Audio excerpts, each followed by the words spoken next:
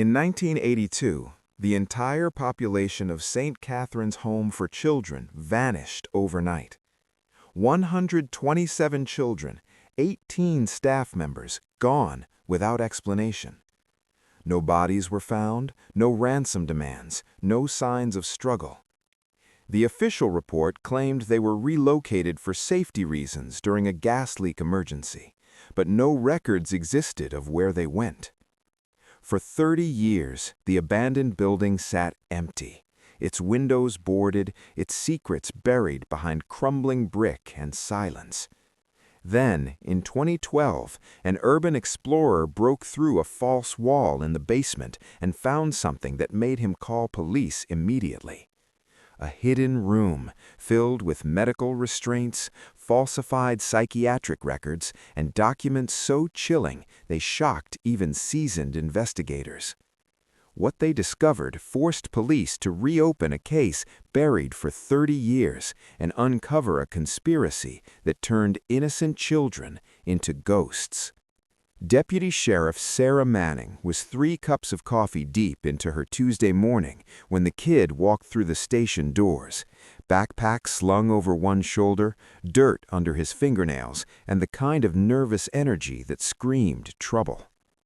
She looked up from the incident report scattered across her desk. 2 domestic disturbances, 1 drunk and disorderly, the usual small-town chaos that kept her busy in a county where nothing much happened anymore. The kid couldn't have been older than 22. Flannel shirt, hiking boots, the pale complexion of someone who spent too much time indoors with a computer.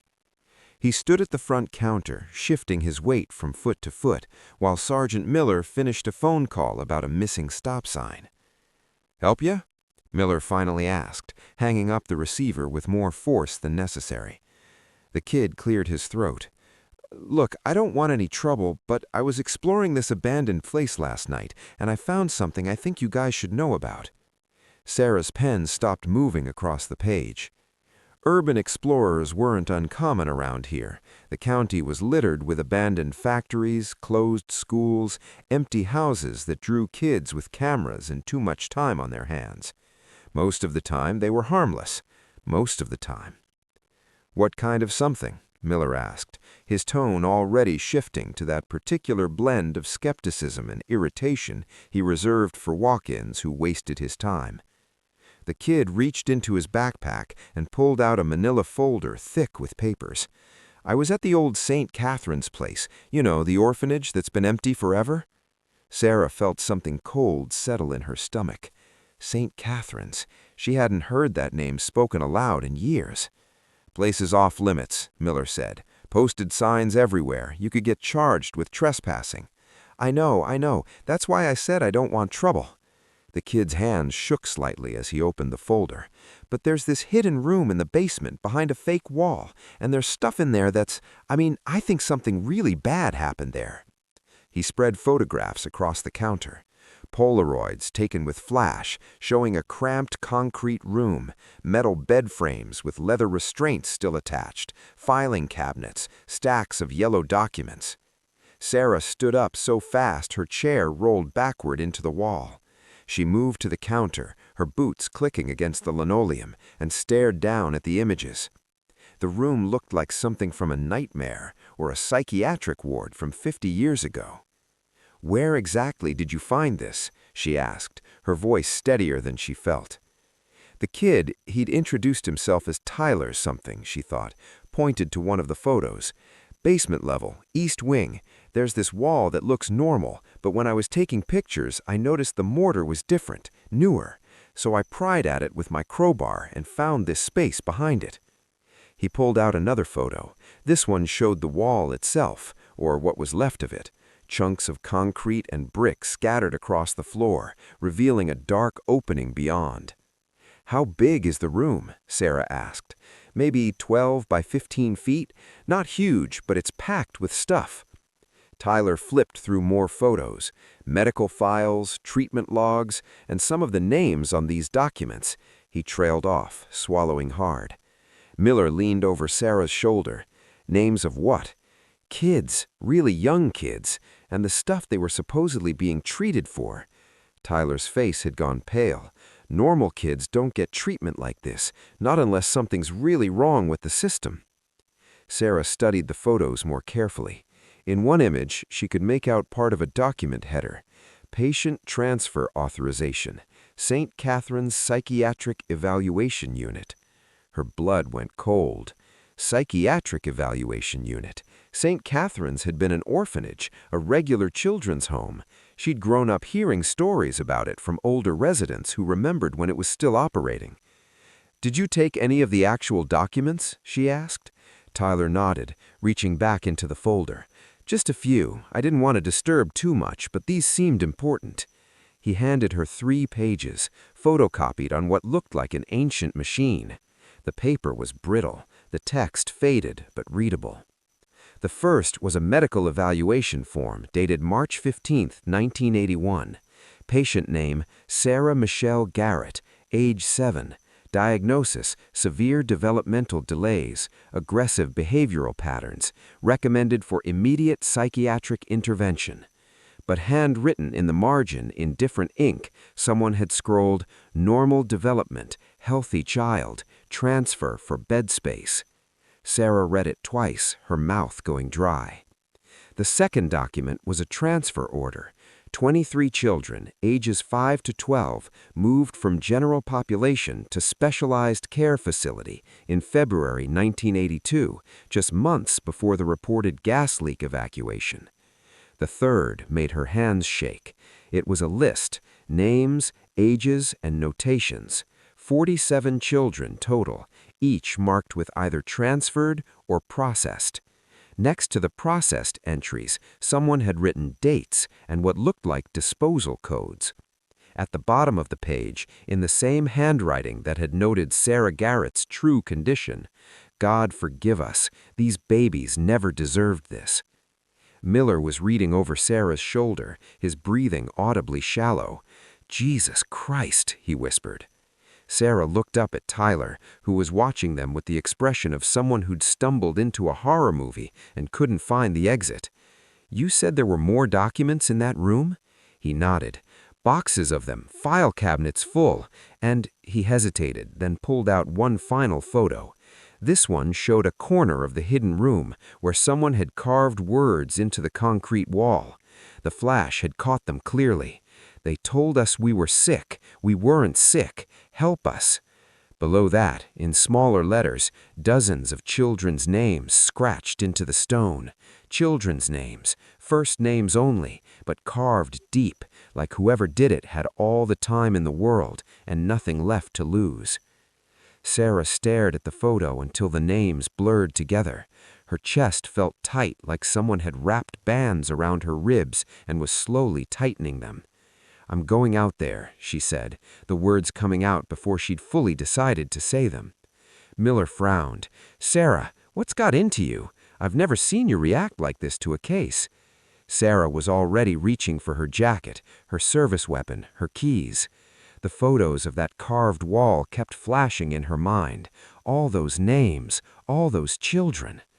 "Just something about it," she said, and meant it. Something about those carved names, those children's desperate words scratched into concrete, made her chest tight with an anger she couldn't quite name. "Let's go," she told Tyler, heading for the door.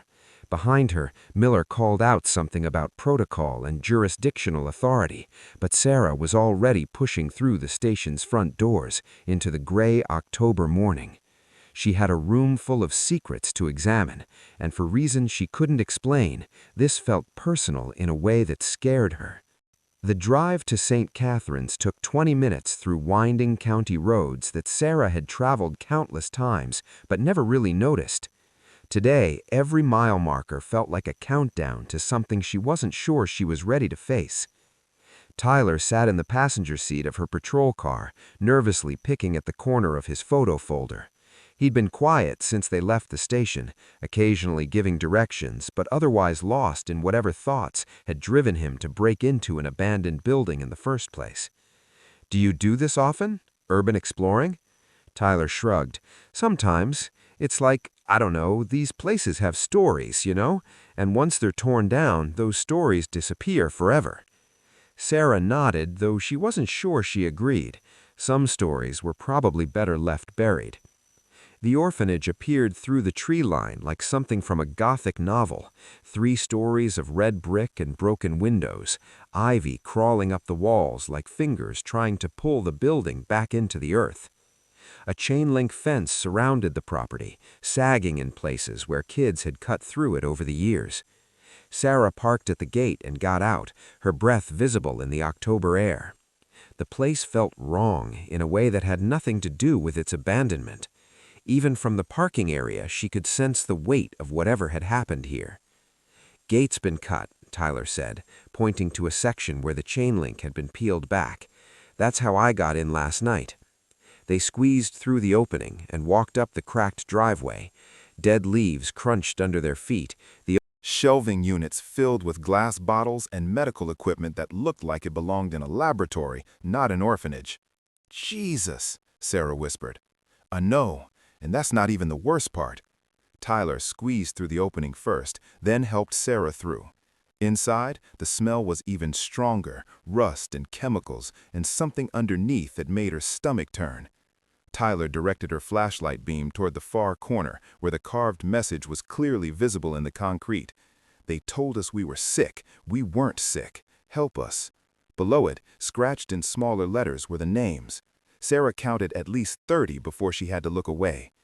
"The filing cabinets are over here," Tyler said, leading her to a row of dented metal drawers. "Most of them are locked, but this one was open." He pulled out a thick manila folder and handed it to Sarah. Inside were medical records, dozens of them, all for children between the ages of 5 and 15. Sarah flipped through them, her horror growing with each page. The pattern was consistent. Children admitted to St. Catherine's as orphans, then systematically reclassified as mentally ill or developmentally disabled. Normal childhood behaviors, crying at bedtime, asking for their parents, acting out during lessons, were documented as symptoms of serious psychiatric conditions. "Look at this one," Tyler said, pointing to a file marked Angela Rose Whitman, age 6. The intake form described Angela as healthy, well-adjusted, above-average intelligence, but 3 weeks later, a psychiatric evaluation claimed she suffered from severe behavioral disorders requiring immediate intervention and isolation. Handwritten notes in the margins told a different story. "Child continues to ask for her mother. Resistant to sedation. Considered transfer to Ward C." "Ward C?" Sarah asked. Tyler shrugged. "No idea, but look at this." He handed her another file, this one for a boy named David Patrick Coleman, age 8. Same pattern, healthy child reclassified as mentally ill. But David's file contained something extra, a photograph. It showed a small, windowless room with concrete walls, a child's bed with restraints, and scrawled on the wall behind the bed in what looked like fingernail scratches, "Mama, help me." Sarah's hands were shaking as she closed the file. "How many files are there? I didn't count them all, but dozens, maybe more.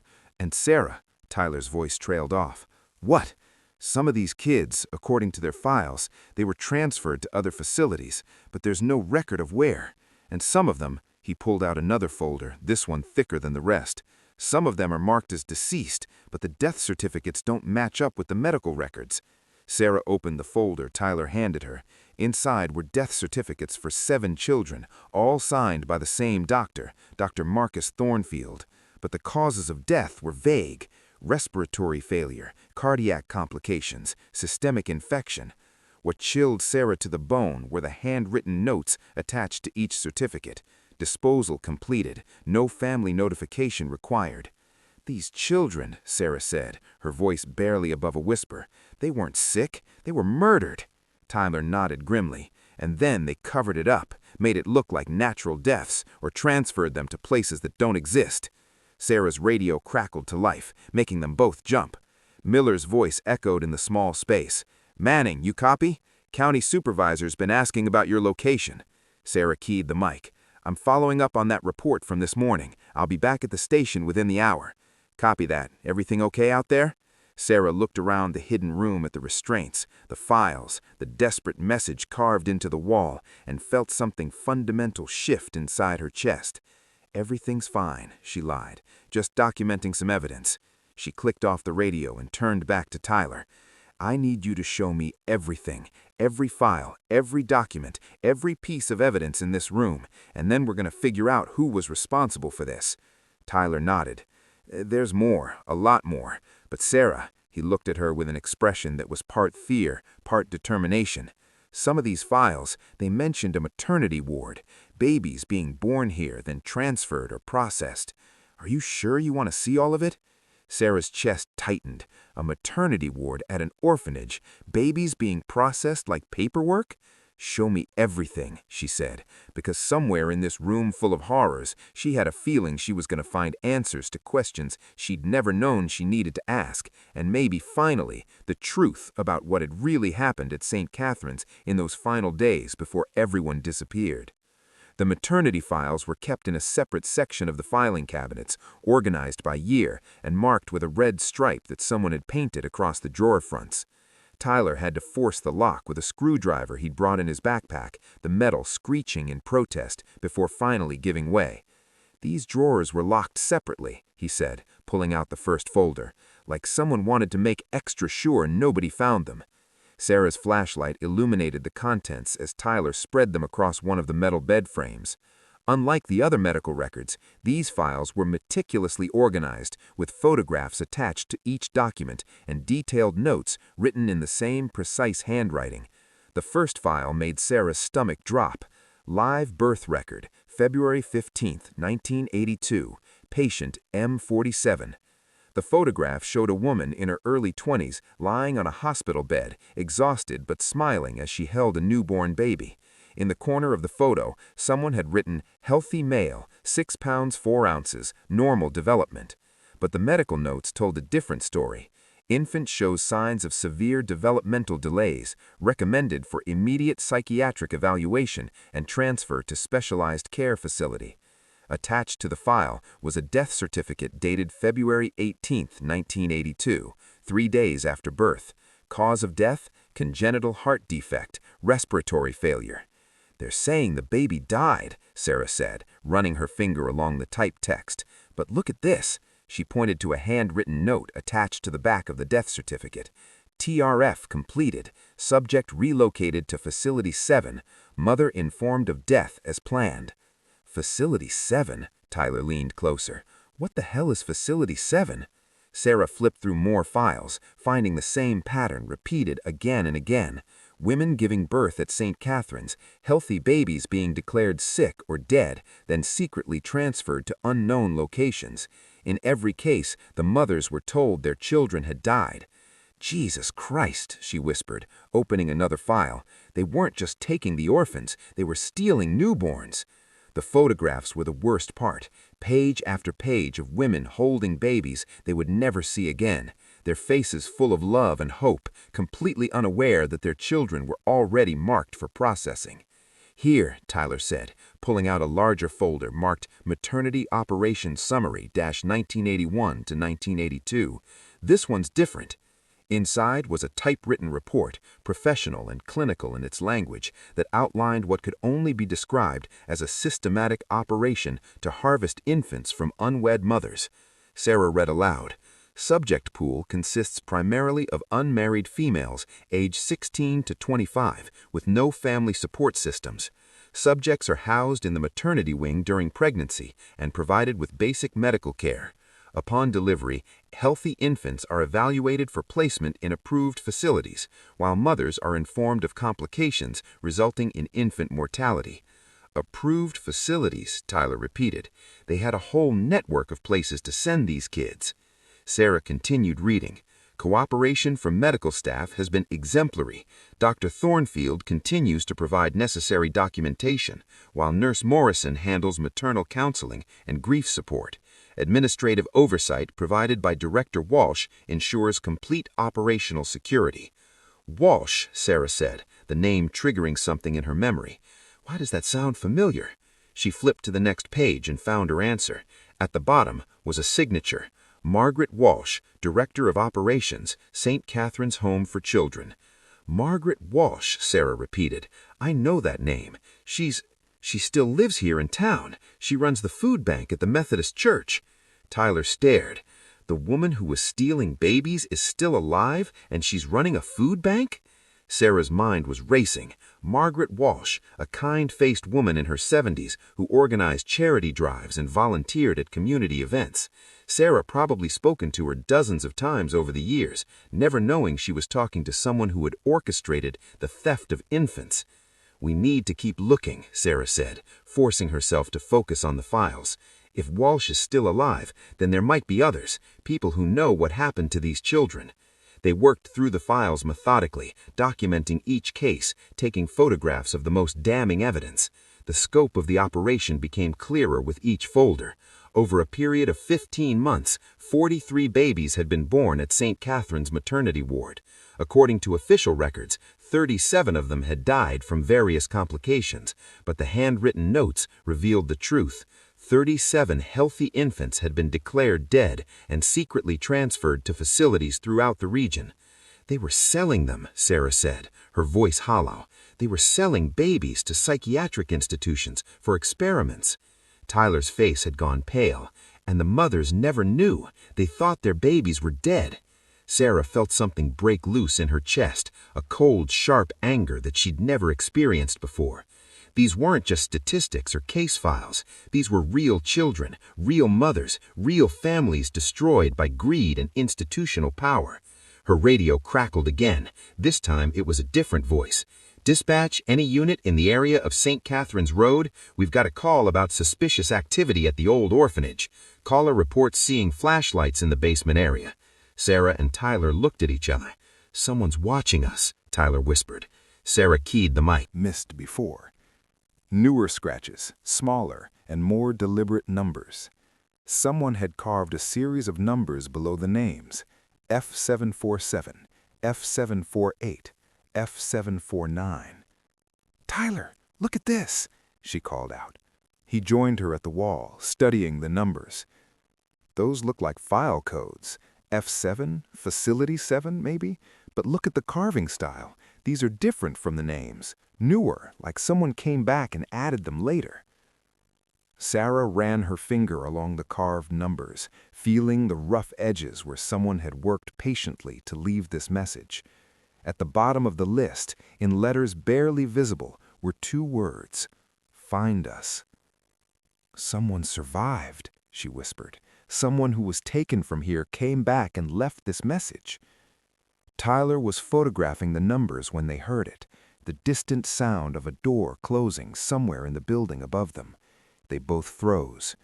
Sarah drew her service weapon and motioned for Tyler to stay behind her. They listened in the darkness, ears straining for any sound of movement. Footsteps, slow and deliberate, moving through the main floor directly above them. "This is Deputy Sheriff Manning," Sarah called out, her voice echoing through the building. "Identify yourself." The footsteps stopped. Then they heard something that made Sarah's blood run cold. The sound of the basement door slamming shut, followed by the unmistakable click of a lock being turned. "Shit," Tyler whispered. "We're trapped." Sarah tried her radio, but the signal was weak in the basement. Static filled the airwaves, punctuated by fragments of distant conversations that had nothing to do with their situation. "There has to be another way out," she said, more to convince herself than Tyler. But as they searched the basement with renewed urgency, Sarah couldn't shake the feeling that whoever had locked them in knew exactly what they'd found in the hidden room, and more importantly, knew exactly why it needed to stay buried. The footsteps above them resumed, moving with purpose now, deliberate sounds of someone searching the building methodically. Sarah and Tyler crouched in the hidden room, listening as the intruder moved from room to room on the main floor. "They know we're down here," Tyler whispered, his voice barely audible. Sarah nodded, her grip tight on her service weapon. Whoever was up there wasn't trying to hide their presence anymore. The message was clear: "You're trapped, and I want you to know it." She tried her radio again, adjusting the frequency.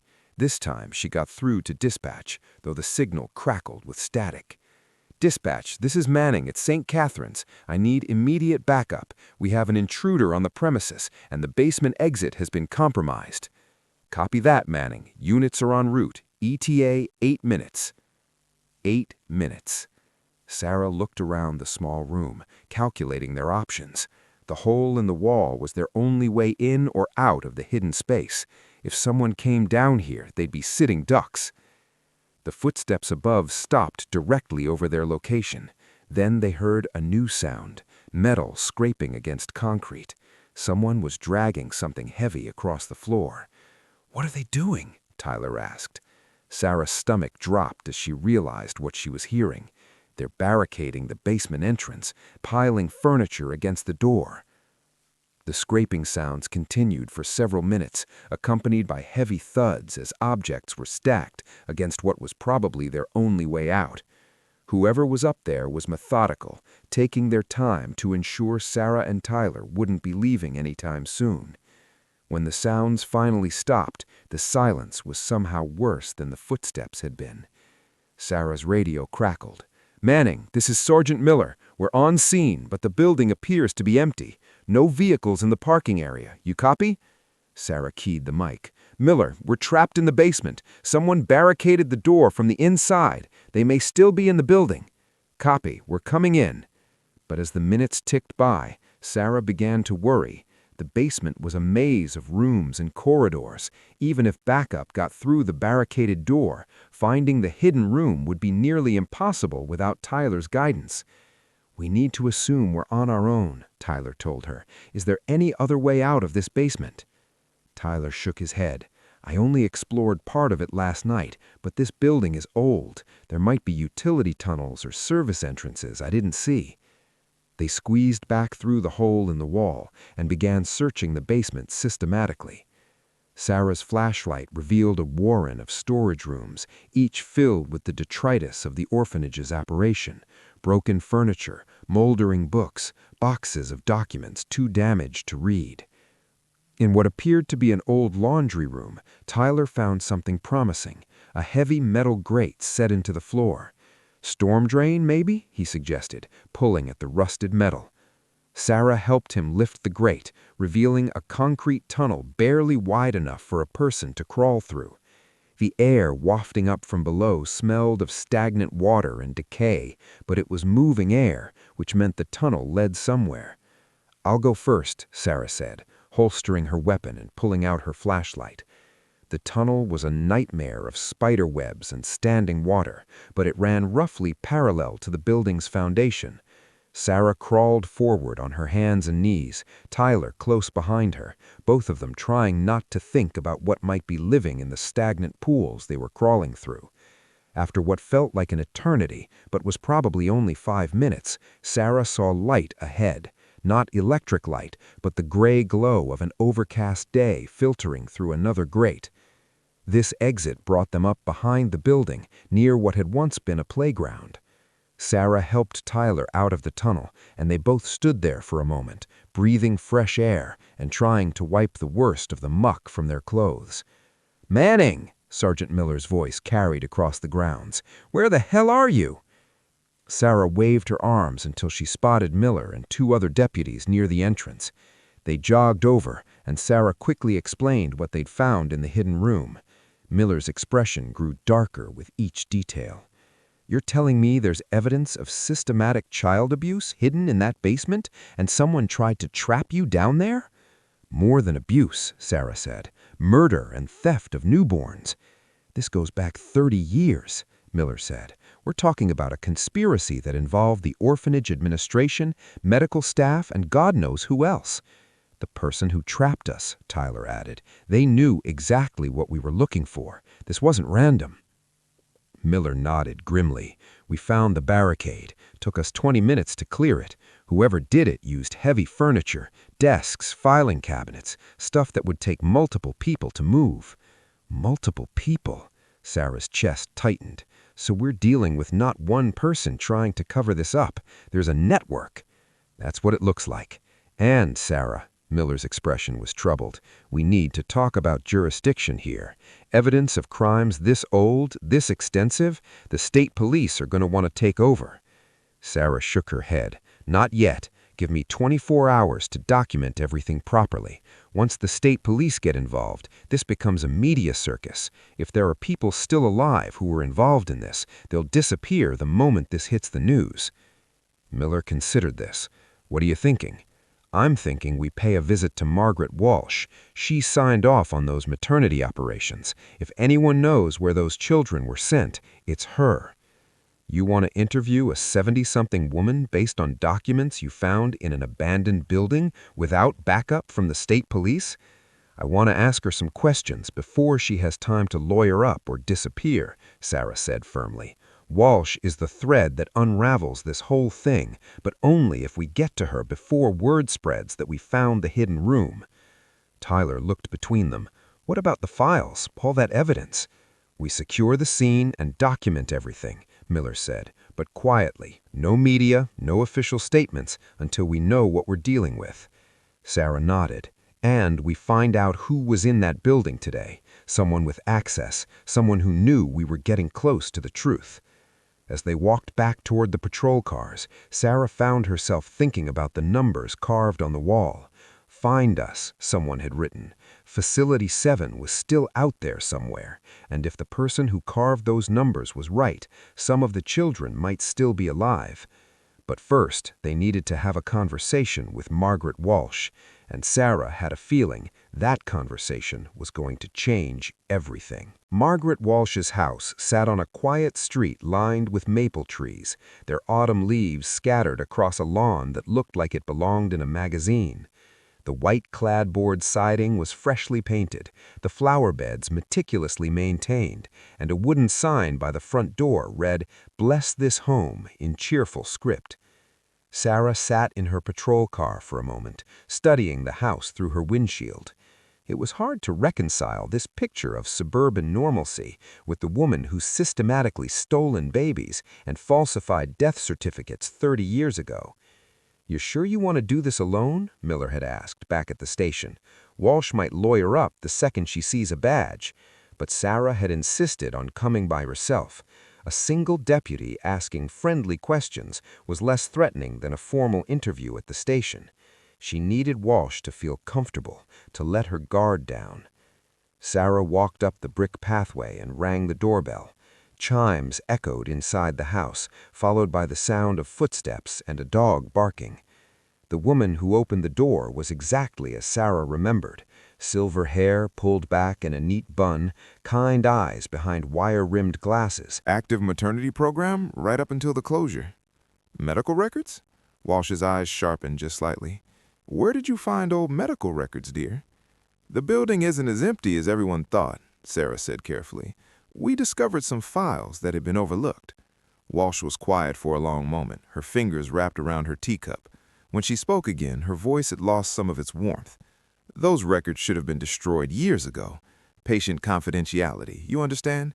Yes, confidentiality is important, Sarah agreed, especially when it comes to protecting vulnerable people like mothers who were told their babies died when they actually didn't. The change in Walsh's demeanor was subtle but unmistakable. Her shoulders straightened, her smile became fixed, and something cold flickered behind her glasses.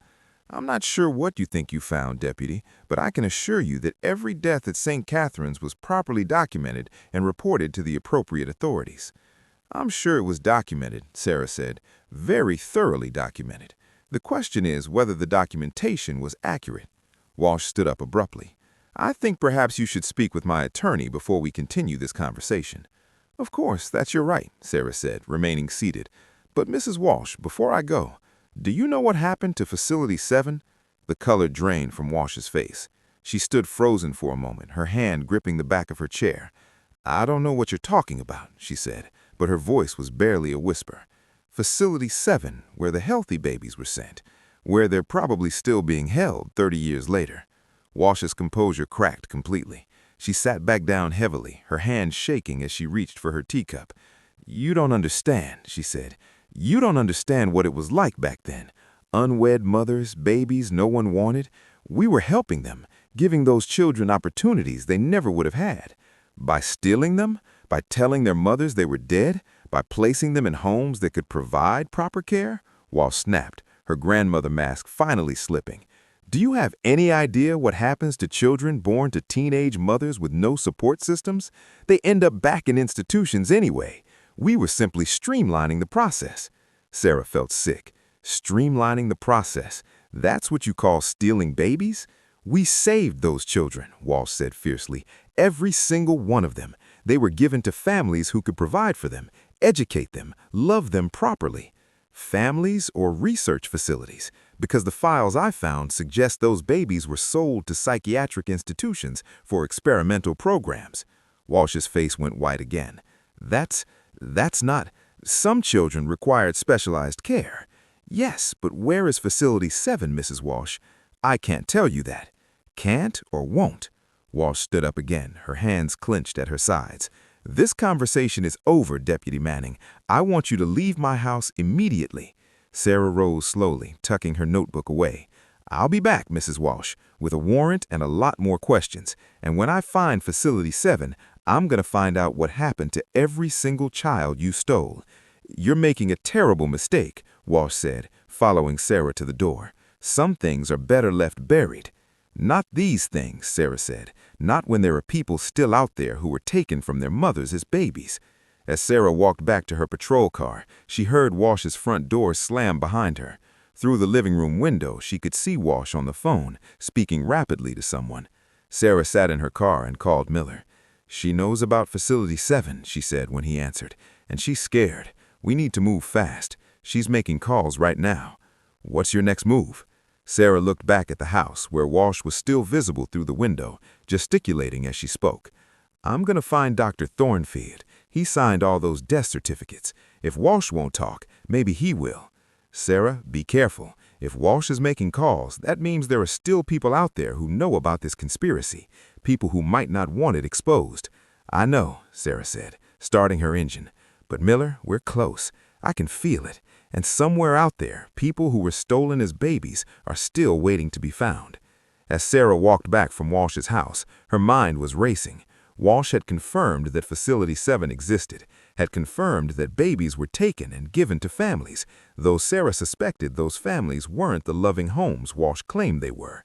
But most importantly, Walsh's reaction suggested that some of those stolen children might still be alive, still waiting to be rescued, still waiting to learn the truth about who they really were. Dr. Marcus Thornfield lived in a gated retirement community 20 minutes outside town, the kind of place where the lawns were always green and the residents drove golf carts instead of cars. Sarah had to show her badge to the security guard before he'd let her through the main gate. Finding Thornfield's address was easy. Miller had run a quick search and discovered the doctor was still alive, at 83, living in assisted care but apparently still mentally sharp. What had been harder was deciding how to approach him. Unlike Walsh, Thornfield would know exactly why a deputy sheriff was coming to ask about St. Catherine's home. The retirement complex was a collection of small, identical houses arranged around a central clubhouse and pool area. Thornfield's unit was near the back, with a small garden that looked professionally maintained and a carport that housed an ancient Buick. Sarah rang the doorbell and waited. After a moment, she heard shuffling footsteps and the sound of multiple locks being undone. The man who opened the door was tall and thin, with wispy white hair and intelligent blue eyes behind thick glasses. He wore a cardigan sweater despite the mild weather, and his hands had the slight tremor that sometimes came with age. Dr. Thornfield, Sarah showed her badge. I'm Deputy Sheriff Manning. I was hoping to speak to you about your time at St. Catherine's Home for Children. Thornfield's expression didn't change, but Sarah saw something flicker in his eyes. Recognition, maybe, or resignation. I've been wondering when someone would finally come, he said quietly. Please come in. The interior of the house was sparse but clean, furnished with the kind of practical furniture that came with assisted living. Medical textbooks lined the shelves, and framed diplomas covered one wall. But what caught Sarah's attention were the photographs on the side table. Dozens of pictures showing children of various ages, all smiling at the camera. Those are my real patients, Thornfield said, noticing her attention. Children I actually helped during my 40 years of practice. I keep them here to remind myself that I wasn't always what I became at St. Catherine's. Sarah sat down in the chair he offered, surprised by his directness. Dr. Thornfield, I need to ask you about the medical records from St. Catherine's. specifically the death certificates you signed. Thornfield nodded slowly. How many children? Excuse me? How many death certificates did you find? I signed so many over those final months, I lost count. Sarah studied his face, looking for signs of deception, but Thornfield seemed almost relieved to be having this conversation. 37 babies, Sarah said, all allegedly died within days of birth from various complications. 37, Thornfield repeated. Yes, that sounds right. All healthy babies, all stolen from their mothers. The frank admission hit Sarah like a physical blow. You're confessing to falsifying death certificates? I'm confessing to being a coward, Thornfield said bitterly. I'm confessing to looking the other way while children were stolen and sold. I'm confessing to 30 years of nightmares about babies I declared dead who were very much alive. He stood up slowly and walked to the window, looking out at the manicured grounds of the retirement community. You have to understand, Deputy Manning, it didn't start that way. When I first took the position at St. Catherine's, it was legitimate medical work, caring for orphaned children, helping exponent mothers who had nowhere else to go. But gradually, things changed. What kind of changes? Thornfield turned back to face her. The funding structure changed. The state paid more for children with special needs, psychiatric conditions, developmental disorders.